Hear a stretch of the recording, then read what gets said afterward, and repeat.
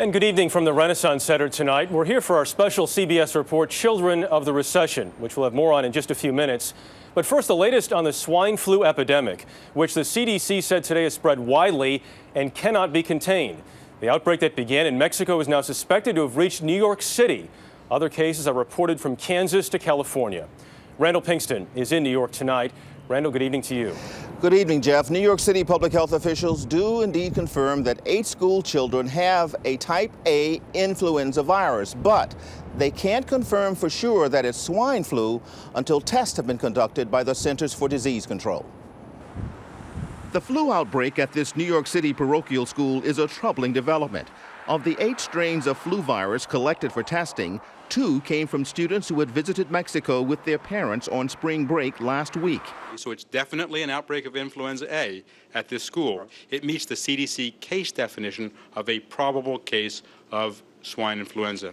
In Mexico, where the epidemic began, at least 68 people have died. More than 1,000 are ill. Schools and all public events were canceled throughout the country Saturday to slow the spread of the virus.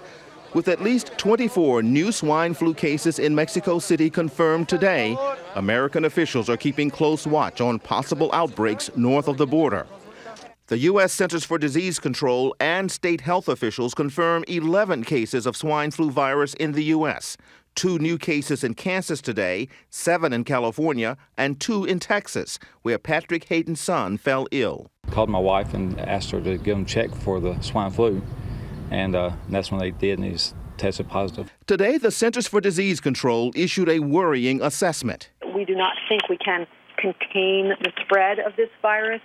In New York, St. Francis Prep is sanitizing its building as health officials worry about a possible swine flu pandemic. You could be looking at, 25% or more people affected, which is a significant number, a significant portion of people actually being incredibly ill. And really overwhelming healthcare systems. While city health officials are understandably concerned about the outbreak of the swine flu here, right now they stress that no one has been hospitalized, and again, they won't know for sure until those test results are back from the CDC. That's expected tomorrow. Jeff? All right, Randall Pinkston tonight. Randall, thank you. For more now on this flu outbreak, we turn to our CBS News medical correspondent, Dr. Jon LaPook. Doctor, good to see you. Let me ask you, they say the cases in New York City are mild, yet the World Health Organization says this is an emergency. How do you reconcile those two things? Well, they're being very prudent, Jeff. I mean, I think one of the problems here is that we don't know exactly what's going on in Mexico. The CDC is sending their team down there to find out how many of the people who died and who were very sick actually had swine flu. But remember, a little bit of a reality check here.